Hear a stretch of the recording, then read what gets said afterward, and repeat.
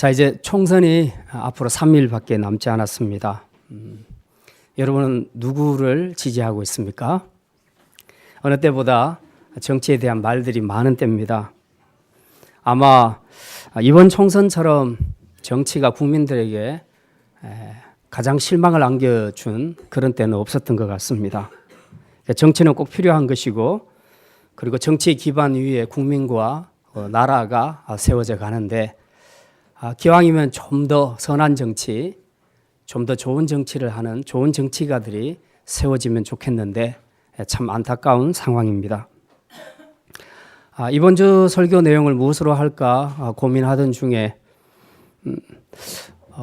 오늘 본문 내용 보면서 현 정치를 돌아보게 하는 굉장히 지금의 상황과 유사한 정치 세계를 오늘 본문을 통해서 발견을 했습니다.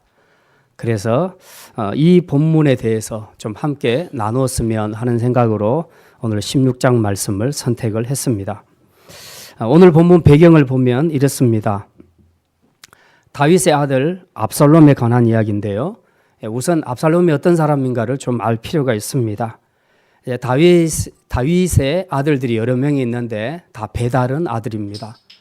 그 중에서 나이가 제일 많은 서열 1위가 암논이라는 아들이 있었습니다. 그런데 이 아들이 배다른 형제인 압살롬의 누이 동생 다말이라고 있었는데 그 다말을 강제적으로 겁탈한 사건이 있습니다. 그것도 충격적이지만 그렇게 해놓고는 그 다말을 버려버립니다. 그래서 이것 때문에 그 오빠인 압살롬이 분노를 갖게 됩니다. 2년 동안 벼르다가 날을 잡고 결국은 이복형인 암논을 죽이게 됩니다. 이제 이 소식이 아버지에게 알려지면 자기도 무사히 살아남지 못할 것이라고 생각하고 외갓집으로 도망을 가게 됩니다.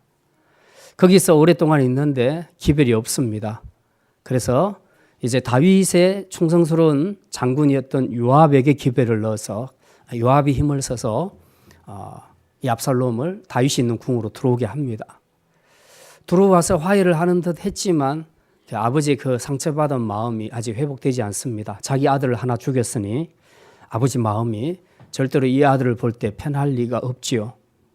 그래서 시간이 지났지만 도저히 관계가 회복이 되지 않습니다.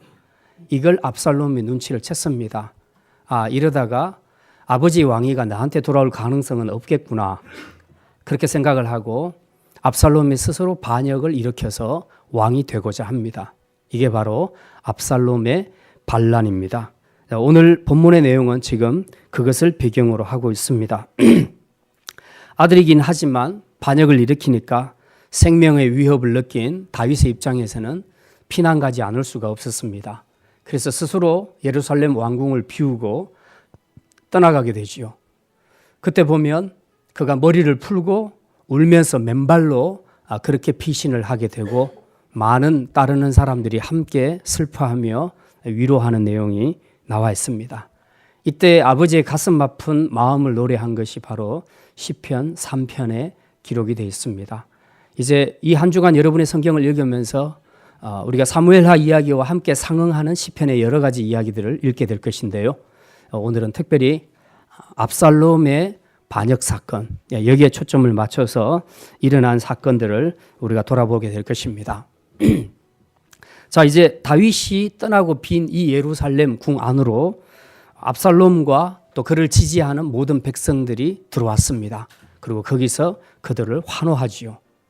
그런데 조금 특이한 것은 그 자리에 누가 있었냐 하면 다윗의 모사였던 아히도벨이라는 사람이 지금 다윗을 배신하고 반역자인 압살롬의 편에 서 있는 것을 우리가 보게 됩니다.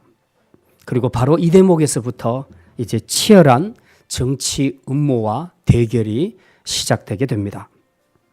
오늘 우리는 압살롬 반란 사건을 통해서 가장 중요한 비중을 차지하는 세 사람, 다윗까지 합치면 네 사람이 되겠는데 이 사람들의 정치를 통해서 세상 정치의 속성을 먼저 살펴보게 될 것입니다. 그리고 이런 정치 상황 속에서 우리 그리스도인들은 어떤 정치적인 행위, 어떤 정치적인 선택을 해야 할 것인가 하는 것에 대해서 함께 생각을 하려고 합니다. 약간은 부담스럽고 약간은 위험스러울 수 있지만 그러나 성경 말씀, 그 말씀을 중심으로 오늘의 이 상황에 대해서 함께 본문을 가지고 적용을 해볼까 생각을 합니다. 자, 첫 번째 정치인입니다. 압살롬입니다. 압살롬의 정치는 진실보다는 속임수로 백성의 마음을 훔치는 정치였습니다. 진실보다는 속임수로 백성의 마음을 훔치는 정치였습니다. 오늘 본문 앞에 보면 15장 내용에 2절부터 6절까지에 보면 이미 압살롬은 이 반역의 거사를 꾸미기 위해서 백성들의 마음을 훔치는 작업을 먼저 시작을 했습니다. 아주 주도 면밀합니다. 어떻게 하냐 하면 성문 앞에 서 있다가 이제 백성들이 재판을 청하러 옵니다. 그 당시에 모든 재판은 성문 앞에서 이루어지는데 오면 그 사람을 재판관으로 인도하지 않고 자기가 중간에서 가로챕니다. 만나서 무슨 일로 왔냐. 그러면 이제 자기 사정을 이야기하죠. 나 이렇게 해서 억울한 일이 있는데 재판을 받았으면 좋겠다. 그러면은 이제 이 압살롬이 나서서 그렇게 말합니다. 당신의 입장이 맞다. 당신 정말 억울하겠다. 그래서 적극적으로 그 편을 지지를 해줍니다. 그러면서 그 뒤에 붙이는 말. 그런데 지금 이 다윗 정부는 이것을 올바르게 판단할 수 있는 그런 재판관이 없다. 그러니까 이게 문제다. 내가 이 문제를 앞으로 풀어주겠다. 그러면서 자기가 올바른 정의로운 재판을 할 수 있을 것처럼 그렇게 말을 하고 모든 사람들의 민심을 자기에게로 돌리는 일을 합니다. 그리고 이제 사람들이 압살롬을 알아보면서 먼저 인사를 하겠죠. 왕자니까. 그러면 압살롬이 먼저 찾아갑니다. 먼저 그 사람의 손을 잡고 인사를 하는 겁니다. 아주 겸손하게. 그러면서 그를 안고 입을 맞추면서 할 수 있는 최대한 겸손한 그런 모습으로 백성들의 민심을 자기에게로 돌립니다. 근데 이 압살롬의 정치술과 함께 압살롬에게 가장 큰 장점이 하나 있었습니다. 그게 뭐냐 하면 압살롬은 대단한 미남이었다는 것입니다. 15장 25절에 보면요. 그것이 기록이 되어 있습니다. 우리 잠깐 한번 볼게요. 15장 25절입니다. 15장 25절이 아니고 제가 따로 한번 보도록 하겠습니다. 그 압살롬은 얼마나 미남인지 발바닥부터 정수리까지 흠이 없는 완벽한 남자였다. 요즘 말로 하면 완벽남입니다. 온 이스라엘의 이 준수한 외모 때문에 칭찬을 듣는 사람은 압살롬 외에는 없었다. 그렇게 성경에 기록할 정도로 아주 대단한 미남이었습니다. 자, 이제 우리가 생각할 때 정치에서 인물이 뭐가 중요하겠냐, 외모가 뭐가 중요하겠냐, 그렇게 생각하지만 사실 그렇지 않더라고요. 언젠가 보니까 서울시장 뽑는데 그 인물 보고 찍었다는 아줌마들이 꽤 많았습니다. 더 심지어는 저 사람 완전 내 스타일이야. 그러면 정책이고 당이고 다 필요 없습니다. 그냥 자기 스타일을 찍는 거죠. 근데 생각보다 이런 사람들이 꽤 많더라는 거죠. 보통 지식인들은 그렇지 않을 것 같은데 미국에서도 그런답니다. 그래서 후보가 기왕이면 잘생긴 후보, 그런 후보를 찍는다는 거죠. 그 지식인들도. 사람 마음속에는 그런 것들이 있다는 것입니다. 그래서 이 잘난 외모 덕에 압살롬은 굉장히 유리한 고지를 점령하게 되는데요. 그러나 정치술에 있어서는 진실이 아니라 속임수로 장꾀를 써서 백성들의 민심을 자기에게로 돌리는 그런 비겁한 정치를 하는 사람들이었습니다. 자, 그런데 이제 아이러니한 것은 이런 압살롬의 정치술이, 이 비겁한 정치술이 오늘 현대에도 그대로 적용되고 나타나고 있다는 사실입니다. 총선 때가 되면 이 후보자들은 다 시장으로 들어가서 거기서 서민들과 함께하는 정치인인 것처럼 자기를 그렇게 부각시킵니다. 거기서 큰 절을 합니다. 그리고 이번에 보니까 아예 무릎을 꿇고 잃어버린 민심을 찾기 위해서 무릎을 꿇고 사과하는 그런 모습들도 나옵니다. 얼마나 진심인지 저는 잘 알지를 못합니다. 그러나 한 가지 분명한 것은 우리가 오랫동안 투표를 하면서 봐왔던 경험상 그들의 모든 행동들이 상당히 정치적인 일시적인 제스처일 수 있다. 그런 것들을 우리가 많이 생각을 하게 됩니다. 그들은 늘 이 선거 때만 되면, 유세 때만 되면 나와서 굉장히 겸손한 것처럼, 그리고 백성들을 섬기는 자인 것처럼 그런 모드를 취하고, 그리고 유권자들의 손을 잡고 아주 다정한 척합니다. 그리고 자신이 국회의원이 되면 지금의 이 불의한 모든 정치를 다 엎어버리고, 그리고 정의롭게 그렇게 정사를 펼칠 것으로 그렇게 약속들을 하기도 합니다. 전형적으로 압살롬과 같은 그런 정치술이라고 볼 수 있습니다.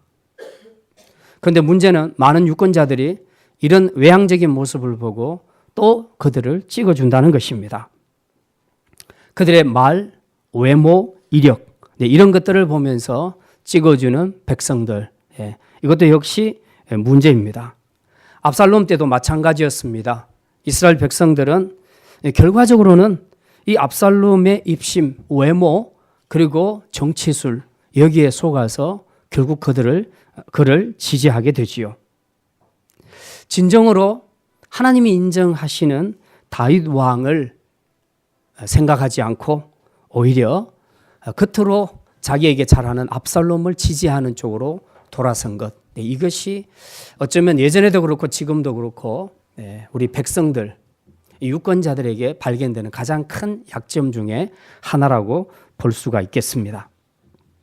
오늘 본문 15절에 보면요, 반역자인 압살롬과 함께 모든 이스라엘 백성들도 예루살렘 성, 엄연히 다윗이 현재 왕으로 있는 왕궁까지 들어와서 압살롬을 환호하고 있습니다.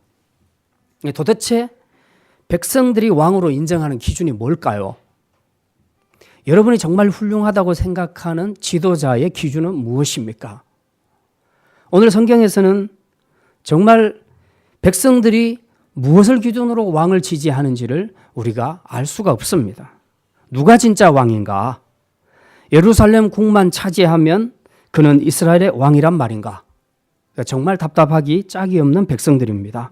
그런데 성경은 분명히 이스라엘 신정국가의 왕의 기준에 대해서 말씀하고 있습니다. 그것은 표 많은 쪽, 인기가 많은 쪽, 그런 왕이 아니라 하나님이 인정하시는 사람, 하나님의 편에 서 있는 사람, 그리고 하나님의 마음을 가진 사람, 바로 그 사람이 진정한 이스라엘의 왕이라고 말씀하고 있습니다. 그런 면에서 본다면 제 아무리 압살롬이 예루살렘 궁을 차지하고 왕좌를 차지했다 해도 그는 진짜 왕이라고 볼 수 없습니다. 그는 다윗처럼 하나님께 기름 부음을 받은 적도 없습니다. 그리고 하나님의 약속을 받은 적도 없는 가짜 왕입니다.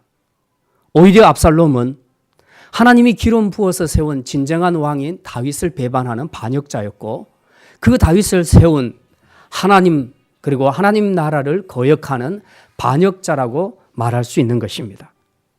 하나님이 인정하는 하나님 나라 왕은 압살롬처럼 겉으로 포장된 위선으로 백성들의 마음만 훔치는 사람들이 아닙니다. 다윗처럼 하나님의 마음으로, 아버지의 마음으로 백성들을 진심으로 돌아보는 사람, 바로 그 사람이 진정한 왕이며 진정한 지도자라고 할 수 있을 것입니다. 물론 우리나라는 신정국가는 아닙니다. 그래서 우리가 신정국가의 그런 믿음의 잣대를 가지고 그들을 선택하고 그들을 평가할 수는 없습니다. 그러나 일반 은총 영역에서도 우리가 기준으로 삼아야 할 것은 겉으로 백성을 위하는 척하면서 백성을 자기 권력의 도구로 이용하는 정치인들만큼은 절대로 세워서는 안 된다는 것. 이것이 그 믿음의 성도 혹은 일반 은총 영역에서도 공통적으로 적용될 수 있는 원리라고 말할 수 있을 것입니다. 자, 이제 두 번째 정치인을 살펴봅니다. 두 번째는 아히도벨이라는 사람입니다. 이 아히도벨은 어떤 사람이었는가? 개인 감정과 이익 때문에 나라를 파멸로 이끄는 정치인이었습니다. 개인의 감정과 이익 때문에 나라를 파멸로 이끄는 그런 사악한 정치인이었습니다. 아마 성경을 쭉 읽어보시면요, 다윗 주변에 있는 정치인들 중에서 가장 뛰어난 지략가를 뽑으려면 단연코 아히도벨을 뽑을 수가 있습니다. 그 정도로 아히도벨의 지략은 아무도 따를 수 없을 정도로 뛰어났습니다. 현대 정치인들이 롤 모델로 삼을 만큼 아히도벨은 세상적으로 굉장히 탁월한 지략가였고 정치인이었습니다. 그런데 원래는 이 아히도벨이 누구의 모략가였는가? 다윗 왕의 모략가였습니다. 모사라는 것은 옆에서 조언을 해주는 그런 사람을 이야기합니다. 꼭 나쁜 뜻은 아닙니다. 모사는. 근데 다윗의 모사였던 아히도벨이 어느 순간인가 지금 압살롬 편으로 넘어가 있습니다. 그리고 거기서 붙어서 다윗을 무너뜨리려고 모사를 꾸미고 있는 것을 우리가 보게 됩니다. 15장 31절에 보면요, 다윗이 피난 갈 때에 그때 누군가가 아히도벨의 배반에 대해서 다윗에게 정보를 줍니다. 다윗이 기도하기를 이렇게 기도합니다. 여호와여 원하옵건대 아히도벨의 모략을 어리석게 하옵소서. 아히도벨이 원래는 다윗의 모략가였는데 어째서 압살롬에게로 돌아갔을까? 참 이상한 일입니다. 근데 별로 이상할 것도 없습니다. 우리는 현금의 정치 세계에서 이런 현상들을 굉장히 많이 보지요. 우리는 이런 사람들을 정치 철새들이라고 그렇게 이름합니다. 이 철새들은 늘 자기 이익을 따라서 이쪽으로 갔다 저쪽으로 갔다 옮겨 다닙니다. 그들이 말로는 정의를 운운하지만 그러나 결국 마지막에 가면 자기 이익을 따라 다 움직이는 사람들입니다. 아히도벨도 마찬가지입니다. 일단 민심이 압살롬에게로 돌아갔고 그리고 대세가 압살롬에게 기울자 이제 더 이상 다윗 왕 옆에서는 얻을 게 없다고 판단하고 등을 돌린 것입니다. 게다가 압살롬을 위해서 자기의 뛰어난 이 지략을 제공하게 되면 1등 공신으로 인정을 받아서 자기 노후가 보장이 될 것이었습니다. 그야말로 자기의 이익을 계산한 그런 아주 뛰어난 정치인이라고 볼 수 있습니다.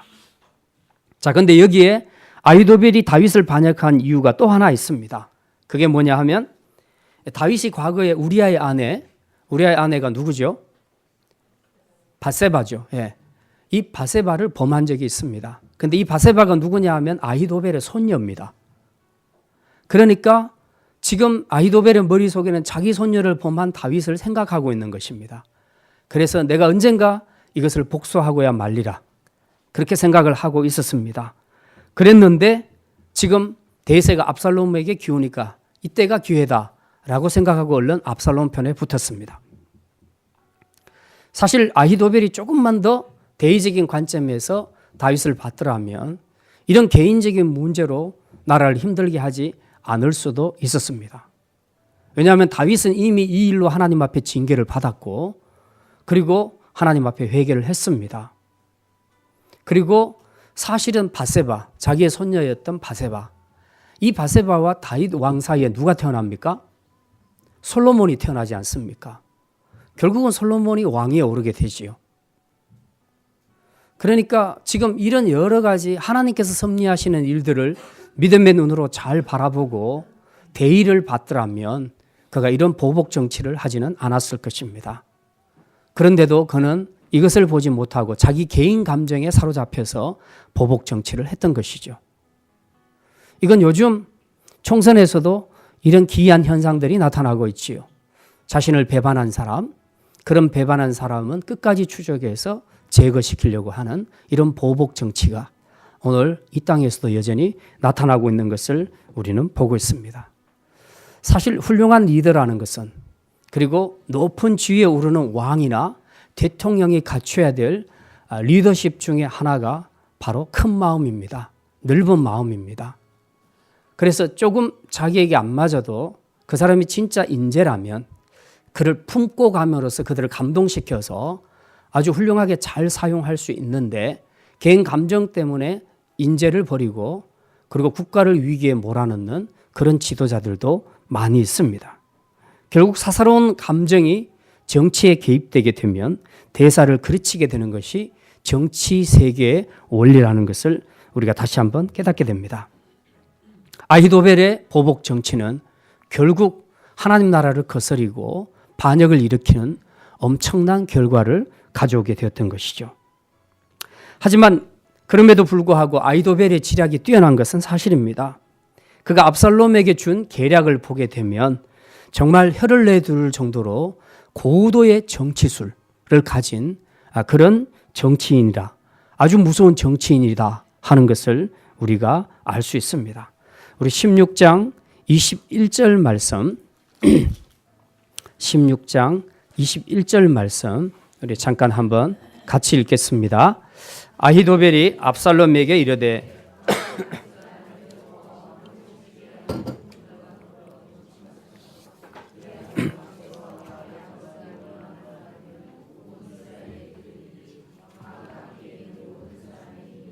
더욱 강하여지리이다 하니라. 아멘.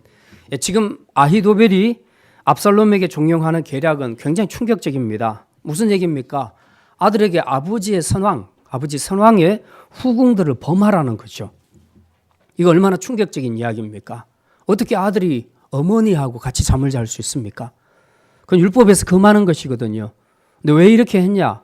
당시 고대 근동에서는 그 정복국가가 피정복국가를 정복했을 때에 이제 정복한 것은 전부 내 거다 하는 의미에서 가장 상징적으로 그 나라 국왕, 피정복당한 그 나라 국왕의 아내들을 취하는 그런 그 습관이 있었습니다. 그런 관습이 있었는데 그거는 남의 나라 이야기고요. 지금 이스라엘은 아버지와 아들 사이 아닙니까 지금. 근데 이걸 그대로 적용을 해서 이렇게 했다는 것입니다. 이게 얼마나 충격적인 죄악인지 모르겠습니다. 자, 이런 충격적이고 끔찍한 일을 아히도벨이 압살롬에게 하라고 한 이 일, 왜 그런 일을 하게 했을까? 그리고 이것이 의미하는 것이 무엇일까? 우선 1차적으로는 이 일이 하나님이 이전에 했던 그 예언을 성취하는 일이 됩니다. 사무엘하 12장 11절에 보면요, 다윗이 우리아의 아내를 취했을 때 하나님께서 그 이제 재앙의 예언을 내린 적이 있습니다. 우리 잠깐 한번 보겠습니다. 12장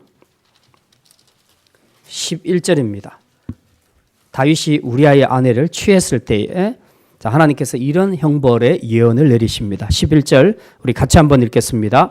여호와께서 또 이와 같이 이르시기를 보라, 내가 너와 내 집에 재앙을 일으키고 내가 네 눈앞에서 네 아내를 빼앗아 이웃들에게 주리니 그 사람들이 내 아내들과 더불어 백주에 동침하리라.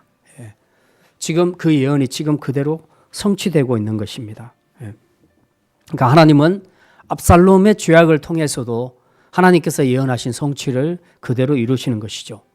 자, 그건 하나님께서 하시는 일이고, 그러면 아히도벨의 입장에서는 왜 이렇게 했을까?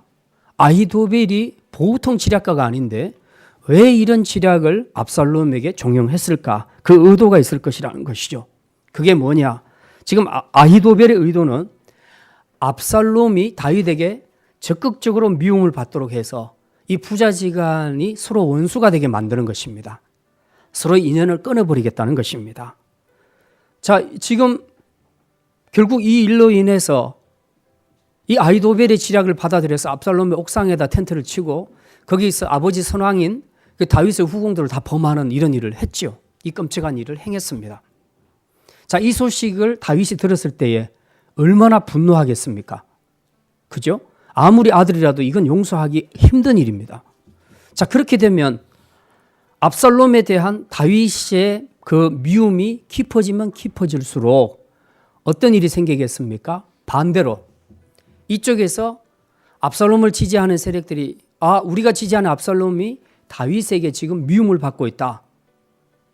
이래 갖고 되겠냐? 우리가 이럴수록 더 힘을 합하자. 지금 그 이야기지요. 다윗이 아히도벨이 지금 말하는 것이 그겁니다. 21절 끝부분에 보면 이렇게 기록하지요. 그리하면 왕께서 왕의 아버지가 미워하는 바 됨을 온 이스라엘이 들으리니 왕과 함께 있는 모든 사람의 힘이 더욱 강하여지리이다. 이건 요즘 정치계에서 많이 쓰는 전략이기도 합니다. 예를 들면 이런 거죠. 어떤 후보자가 잘못했습니다. 아주 치명적인 단점이 드러났습니다. 그럴 때 상대방 후보가 그것에 대해서 공격을 하는 것은 지극히 당연한 일입니다. 그러면 일반적으로 생각할 때에 이런 자기의 결점이 드러난 사람들은 선거에서 그만큼 불리하게 되는 것이죠. 그런데 요즘은 그렇지 않습니다. 그렇게 해서 상대방이 계속 공격을 하게 되면 거기서 정치 구단들은 이것을 역용합니다. 그래서 굉장히 동정론으로 만들어갑니다. 그리고 이거 이대로 가다가는 상대편이 승리하겠다는 위기론으로 확산을 시킵니다. 그렇게 해서 오히려 공격받고 있는 이 사람들, 지지 세력들이 더 힘을 강력하게 결집시키고 규합하는 이런 정치를 편다는 거죠. 그러니까 잘못한 사람이 불리한 것이 아니라 더 유리하게 되도록 만들어가는 이 고도의 정치술. 이걸 아히도벨이 가지고 있었다는 겁니다.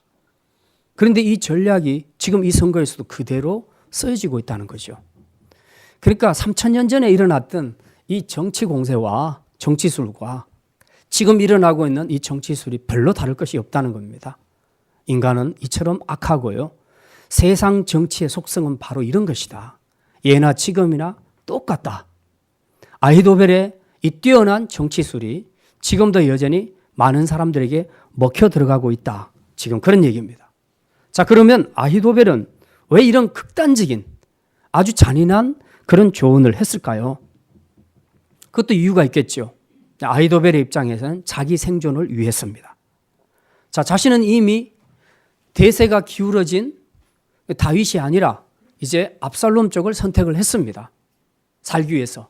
그렇게 했는데 만약에 아들과 아버지가 화해를 했다고 생각을 해보십시오. 그럼 자기는 중간에서 어떻게 됩니까? 그야말로 낙동강 오리알 신세가 되는 겁니다. 예. 자기가 다윗을 배반했으니까 어떤 형태로든 보복을 당할 수 있을 것이라고 생각을 했던 겁니다. 기왕에 압살롬을 선택한 것, 확실하게 압살롬이 이기도록 하자. 그래서 더욱더 확실하게 부자지간의 인연을 끊어버리기 위해서 이렇게 잔인한 그런 정치를 펴게 된 것입니다. 이처럼 세상 정치는 굉장히 이기적이고 잔인합니다. 요즘 총선도 보면 이 비슷한 현상들이 나타나지요. 말로는 나라를 위한다, 말로는 당을 위한 선택이다 라고 말하지만 사실은 가만히 보면 그 안에 자기 정치 생명을 구축하고 그리고 자기가 살기 위해서 끝까지 대의를 버리고 그리고 자기가 속한 집단을 버리고 자기 이기적인 선택을 하는 그런 정치인들이 꽤 많은 것을 우리는 보게 됩니다. 그러니까 예나 지금이나 아히도벨과 같은 정치를 하는 사람들이 너무 많고 그리고 그런 사람들이 계속 지도자로 뽑히고 있다는 사실은 굉장히 안타깝고 서글픈 현실이라고 말하지 않을 수가 없습니다. 자, 그러면 이제 이런 정치적인 상황에서 우리 그리스도인들은 어떻게 행동하고 어떻게 선택해야 되겠습니까? 우리가 신정국가도 아닌데 엄연한 종교 분리주의 국가인데 우리나라에 이런 신앙의 잣대를 가지고 정치인들에게 이렇게 하라 저렇게 하라 요구할 수는 없습니다. 그래서 굉장히 난감합니다. 하지만 이런 세속 정치 속에서도 적어도 우리 그리스도인들만큼은 이런 선택을 하고 이런 행동을 해야 한다 하는 것을 보여주는 힌트를 우리에게 주는 정치인이 또 한 사람이 있습니다. 그 사람이 누군가? 바로 세 번째 인물인 후세라는 사람입니다. 자, 이 후세는 어떤 정치인이었는가? 후세는 하나님의 뜻을 따라 행동하는 정치인이었습니다. 후세는 하나님의 뜻을 따라 정치하는, 행동하는 정치인이었습니다. 자, 우리가 먼저 후세가 어떤 사람인지 잠깐 보겠습니다. 15장 32절에 보면요. 다윗이 지금 피난 가는 그런 대목입니다. 32절 우리 같이 한번 읽겠습니다. 다윗이 하나님을 경배하는 마루턱에 이를 때에 아렉 사람 후세가 옷을 찢고 흙을 머리에 덮어쓰고 다윗을 맞으러 온지라. 예. 지금 다윗이 아들 압살롬에게 쫓겨갈 때 후세는 다윗을 배반하지 않고 끝까지 동참했습니다. 후세가 이렇게 상황이 불리한데도 불구하고 다윗 편에 설 수 있었던 그 이유가 무엇이었을까요? 그것은 지금 변심한 이스라엘 백성들처럼 기울어져 가는 상황을 본 것이 아니라 그 모든 역사 뒤에서 주권을 쥐고 계시는 하나님의 섭리와 하나님의 뜻과 그리고 다윗을 향해 주었던 하나님의 언약의 말씀을 보았기 때문에 그렇습니다. 그 믿음의 눈으로 보니까 상황과 전혀 관계없이 이 땅의 진정한 왕은 누군가? 다윗이다 하는 확신을 갖게 된 것입니다. 그래서 어떤 상황이 와도 그는 다윗과 함께 하기로 결심을 했던 것입니다. 이게 바로 하나님 편을 선택하는 자의 정치적인 행동입니다. 올바른 정치적 선택을 하는 사람은 항상 누가 진정한 왕인가를 생각하는 사람입니다. 그래서 후세는 다윗과 함께 피난길에 오르려고 합니다. 그때 다윗이 말리죠. 33절에 그 내용이 나와 있습니다. 다윗이 그에게 이르되 네가 만일 나와 함께 나아가면 내게 누를 끼치리라. 그렇게 말합니다. 자, 무슨 얘기입니까? 요약하면 이런 내용입니다. 다윗이 자기를 끝까지 따르겠다는 후세에게 이렇게 말하죠. 네 마음은 내가 잘 알겠다. 그런데 너 지금 나 따라오는 거 나한테 별로 유익하지 않아.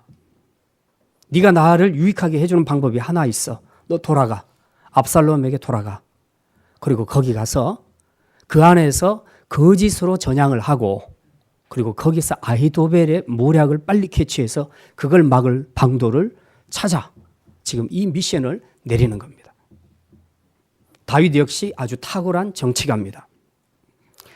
다윗이 시므에게 저주받을 때는 보면요. 정말 뭐 이런 사람이 있나 싶을 정도로 아주 순순하게 다 받아들이죠. 옆에 있는 군사들이 시므이를 단칼에 베어버릴 수도 있는데도 불구하고 다윗은 가만히 놔두라 그럽니다. 저 입에서 나오는 저주의 말이 혹 하나님이 나에게 하시는 말씀일 수도 있다라고 생각하며 아주 겸손하게 대응하지 않습니다. 순순히 다 받아들입니다. 그런데 지금은 아히도벨에게 오히려 지금 아주 정치적으로 지금 다윗이 대응을 하고 있지 않습니까? 무슨 말입니까? 그리스도인이라고 해서 정치를 하지 말라는 그런 얘기가 아닙니다. 당하는 것이 그리스도인의 올바른 태도가 아니라는 것이죠. 그럼 어떻게 해야 됩니까? 왜 시므이에게는 당하고 순순하게 받아들였는데 왜 아히도벨에 대해서는 이 정치적으로 대응을 하고 있는가? 이게 이중적인가? 그렇지 않습니다. 이 부분에 대해서는 예수님께서 이렇게 말씀하십니다. 악한 세상에서 교활한 사단의 공격 앞에서 너희들이 어떻게 살아야 될 것인가? 이 원리는 이렇다. 너희는 비둘기같이 순결하라. 그러나 동시에 너희는 뱀같이 지혜로워라. 그렇게 예수님께서 우리에게 말씀해 주셨습니다. 당하는 것이 믿음이 아니라는 겁니다. 악의 세력에 대해서는 지혜롭게 대응하라는 거죠. 왜? 지금 이것은 영적인 전쟁이니까. 하나님 나라를 무너뜨리려는 아히도벨과 압살롬 그 세력들과 영적인 전쟁이기 때문에 하나님 나라를 지키기 위해서는 다윗은 시므에게 당한 것처럼 그렇게 있어서는 안 된다는 겁니다.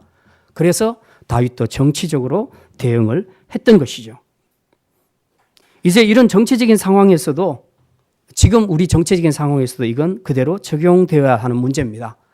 가령 예를 들어서 지금 현금에 우리나라에서 가장 문제가 되고 있는 이슈 중에 하나가 성소수자 차별금지법입니다.